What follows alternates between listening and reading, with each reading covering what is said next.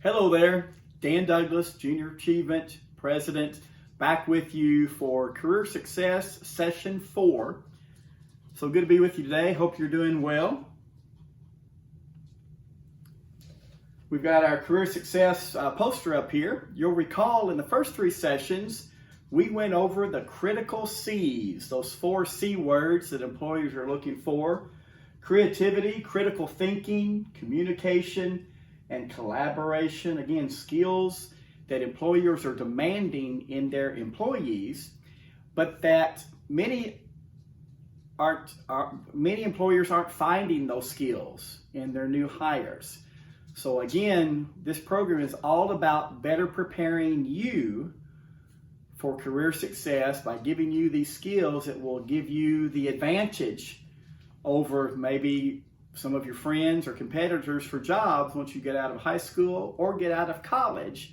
If you have these skills, it's going to be easier to find those great career jobs that you're looking for and get them to hire you instead of someone else, because most people aren't having these skills as identified by area employers. So the 4 C's we talked about is critical. In this session, we're going to focus in session 4 on demonstrating soft skills in interviews. So the job hunt, getting that dream job that you want, doesn't necessarily start with interviews. It starts with resumes and cover letters and making sure that your written communications are good, that you're not using slang words, that there's no errors in your resume, no errors in your cover letter, that you've done good research and that you have the skill sets that are needed for the job. So it starts there. You have to be noticed. Resumes should be on plain white paper. They should be pretty simple, 1 or 2 pages outlining your education, your skills, your past experience. Even if it's volunteer experience will be important.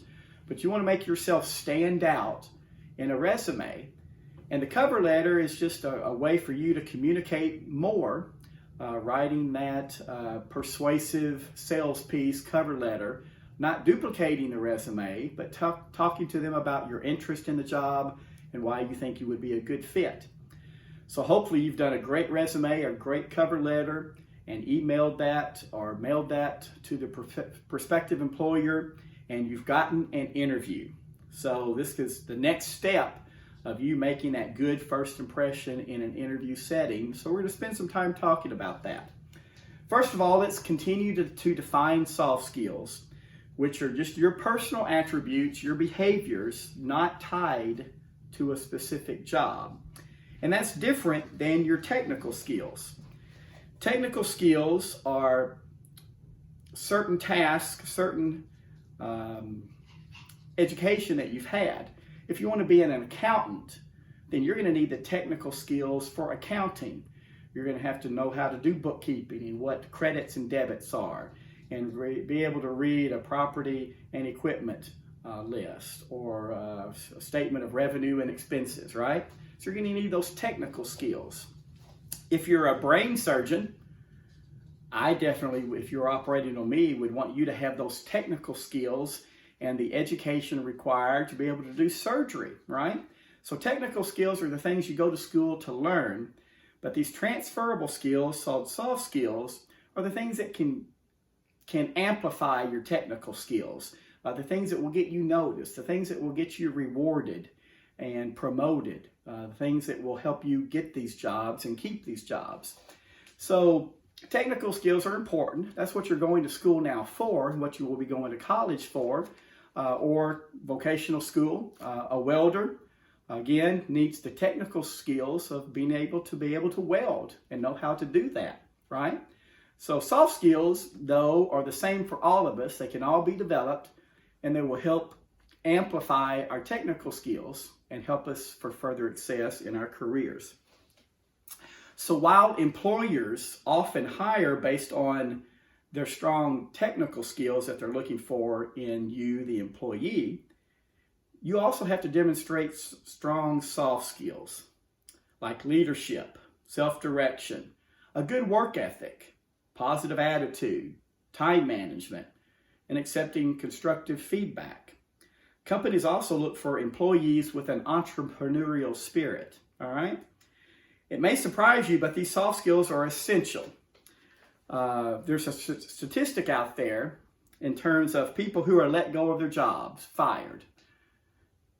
Would it surprise you to know that 3 of every 4 people who are fired aren't fired because they don't have the technical skills to do the job? In other words, it's not that the accountant can't do accounting, the welder doesn't know how to weld, or the doctor doesn't know how to perform surgery. 3 of 4 people are fired because they don't have soft skills, communication, conflict management, creativity, collaboration, all those 4 C's we talked about, including showing up on time, not being late, not calling in sick a lot, coming in each and every day and putting in your best work every day, doing a good job. Those are the things that most people get fired for because they don't do them well. So try to recall a time when you were on a team when someone maybe had good technical skills, but they had poor personal skills.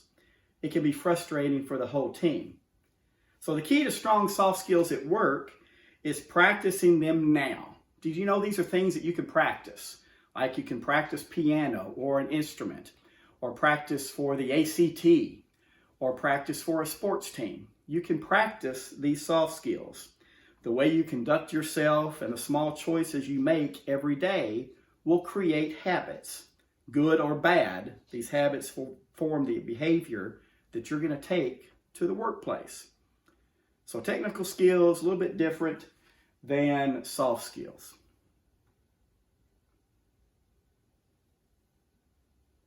And we've talked about some of these.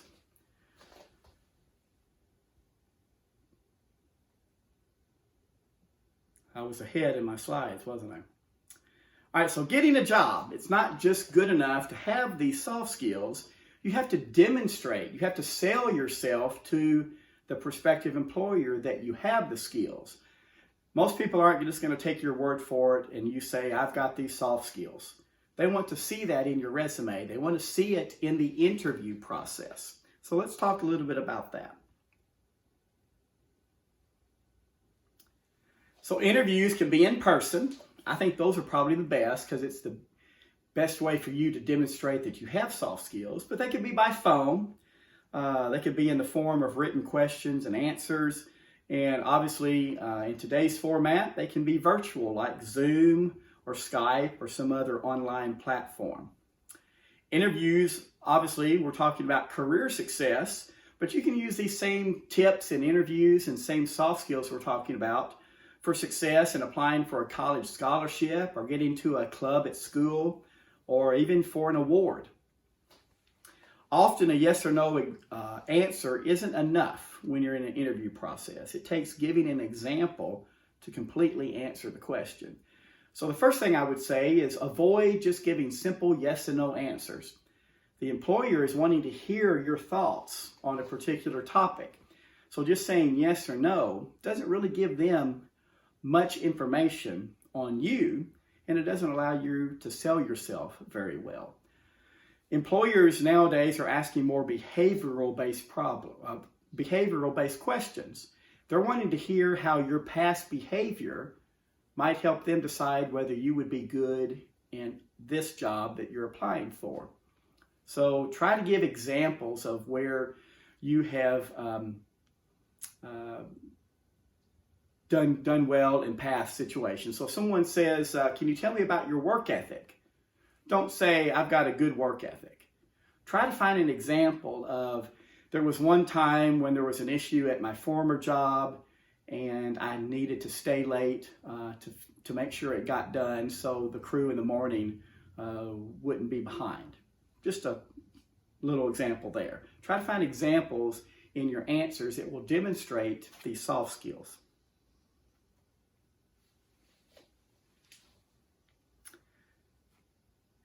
Anytime anybody asks you a question in an interview process, don't just start immediately everything coming out of your mouth that you're thinking. Pause a little bit, obviously not 30 seconds, but pause for a few seconds and make sure you understood the question that they asked you, and you know what you need to say in response. Pause a little bit then to formulate your answer. And again, include a brief example in your response that demonstrates you have that soft skill, even if they ask you a yes or no answer. So think a little bit before you just start talking. Another thing you could do to prepare for an interview is there's some standard questions. Where do you want to be in 5 years? Or where do you want to be in 10 years? What do you feel like are your greatest strengths? What do you feel are your greatest weaknesses or improvement areas? What do you think you could bring to this company? Why are you interested in this job? There's some standard questions that most interviewers will ask that you can practice beforehand by researching the company, maybe getting mom or dad or brother and sister or a friend to kind of role play, have them answer questions with you, and you practice giving answers. A lot of this you can practice, and you'll be better prepared when some of these standard questions are asked, and so you're not so nervous during the real interview process. Some more interview tips. Dress for success. I wish I could do one of those great videos that you all are probably posting on Instagram or TikTok, where you snap your fingers and you go from this to a business suit. I don't know how to do that. But dress for success. Not all jobs require you men to have a suit and tie on. This may be totally appropriate for a lot of jobs you go to. Ladies, same thing. You may not have to have a business suit on. Maybe slacks would be okay, or a dress. But make sure that you're well kept, you're clean, your hair is combed, that you look nice and presentable. I would never go in a t-shirt or jeans to any interview. Slacks for men, khakis, a polo shirt. Ladies, something that looks conservative and nice. So don't be overly casual. And depending on your job and your experience and the job that you're applying for, you may need to dress down or up depending on the type of job it is. Avoid wearing a lot of perfume because that can bother some people. Make a direct eye contact. If we were doing a physical class today, we would even be practicing how to shake hands. The interview process, when that door opens and you're in front of the person who's going to be interviewing you, that's the one shot you've got to make a good first impression. So a nice handshake where the V of each hand connects, a nice firm grip, not too tight, but not too loose. You don't want to give them the wet noodle girls where you just barely shake their hands. Guys, you don't want to kill them with a show of strength, right? Just a nice firm handshake, direct eye contact. You're dressed for success in your appearance. You sit down at their invitation. You don't slouch. Remember, we talked about arms crossed. You're sitting on the front edge of your seat, both feet on the ground, looking intently, ready to give them great answers and represent yourself well. I have seen people in interviews that I have done that are constantly fidgeting or constantly crossing their legs one to another, that don't make eye contact. I've even had some people answer a phone call. They got a call on their cell phone and they said, "Excuse me," and they answered the phone during the interview process. Don't bring your phones into the interview room, or if you have to have your phone, turn it off so it doesn't ring. This sounds kind of silly, doesn't it, that people would do that? I had somebody show up to an interview without a shirt on, and he had 2 nipple rings. I'm not making this up. I have seen a lot of things when people come to interview. A lot of it's just common sense. Look nice, present yourself well, act interested, give great answers. One way you can give great answers is research the company. You want to show them that you've done your homework and that you know the company, and that's why you want a job there. Put yourself in a position where you can tell them about their company and why you would be a good fit. To do that, you need to research the company. We've already talked about practicing your interview answers to commonly asked questions. Guys, I'll say it again, practice your interview answers. You'll get better over time and you'll be more comfortable. Be on time, which means be early. In most business situations, 5 minutes early is on time. Just kind of get used to that. Arrive early and be ready when your name is called. Stay calm, positive, upbeat. Remember, you're selling yourself. On the handshake, back to the handshake, do any of you suffer when you're nervous from sweaty palms? Maybe, or cold hands, perhaps? That doesn't send a great impression to the interviewer. So if you suffer from sweaty palms, make sure you wipe them on your pants or a article of clothing before you shake hands so they're not so sweaty. If you have cold hands, typically, you don't want that cold fish handshake, right? Warm your hands up right before you're going to be meeting the interviewer and expected to shake hands. Some little things you can do. Stay calm. Don't get nervous. Typically, when we get nervous, we start rambling, don't we? And then that's where our answers go crazy, or we say a lot in between our thoughts. Sometimes we defeat ourselves because we're not upbeat. We almost sound like, well, I don't know why you would want to hire me. You don't want to be positive. You want to sell yourself in this. This last item here, most people don't do. I look for it when I'm interviewing people and I'm deciding who gets a job. I actually have part of my process of deciding who gets the job is a column that says, did they send me a thank you note after the interview? Most times they don't. But the ones who do,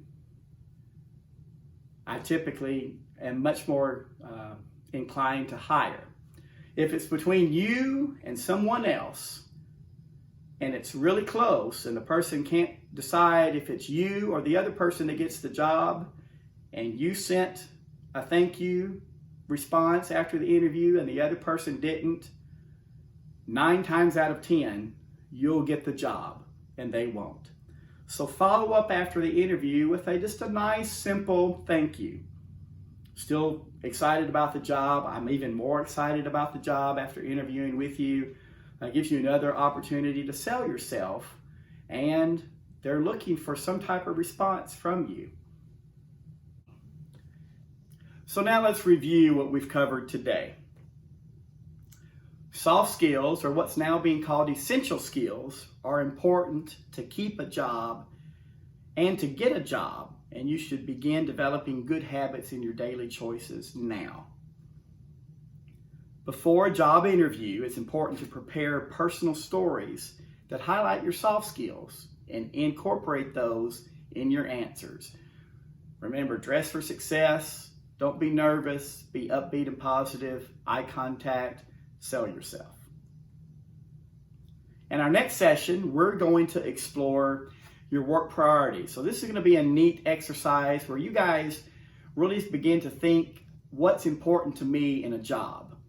And that will help you know what kind of jobs you want to go after. For instance, if you love working outside, maybe you don't need to have an inside job that you're going to be miserable at because you want to be outside, as an example. So we're going to explore that next session. Until then, you guys are going to do an activity that helps you kind of assess your soft skills. So you can see which soft skills maybe you need to work on. And until then, I will see you next time for JA Session 5 of our Career Success. Take care.